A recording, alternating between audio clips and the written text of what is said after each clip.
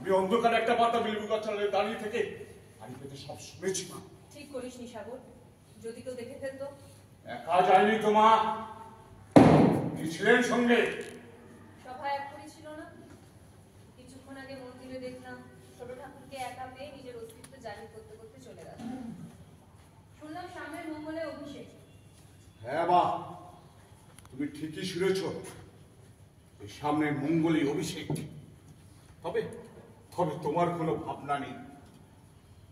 সবাই স্থির হয়েছে 80 মাসের বাবদ তুমি যদি প্রার্থনা জানাও, সখানে টাকা তোমার জন্য মঞ্জুর হবে। যাও যাও, প্রার্থনা জানাও। প্রার্থনা জানাতে হবে বুঝি? বেশ, কার কাছে? বোধহয় হুজুরের কাছে।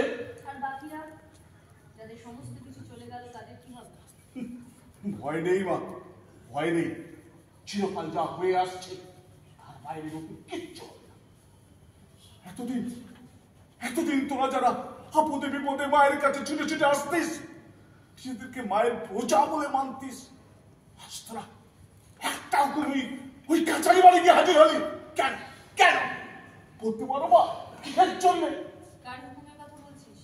আর আমার রায়মশাই, ওই রায়মশাইয়ের কাছ থেকে টাকা ধার করে হুজুরের শিলয়ে লিখিয়েছে। পদগুলো বিক্রি হতে যা বিলম্ব, তারপর ওই রায়মশাইয়ের জমিতে জোন খেতে যদি দুমুটো পেটের ভাত জুটলো তো ভালো, না হলে আসলে চা বাগান তো আছে। তোমার মনে আছে মা, ওই বেলেডাঙ্গায় ঘর ভূমিজ বাউরির বাসস্থান ছিল। তারাজ কোথায় গেল মা? তারাজ কোথায় গেল? কতক চালান হয়ে চলে গেছে ওই আসামের চা বাগানে, কতক চলে গেছে ওই কয়লা খনিতে কয়লা খুলতে। তাদের কাছে কি না ছিল বলো তো মা? জমি জমা ছিল, হাল ছিল, বলদ ছিল, তুমুটো ভাত তো ছিল। আর আজ তাদের অর্ধেক চলে গেছে ওই এক করে নন্দীর কাছে, আর অর্ধেক চলে গেছে ওই রায় মশাইয়ের কাছে। আসলে আসলে তাদেরকে বোঝানো হয়েছিল তুমি তোমার কোনো ক্ষমতা নেই।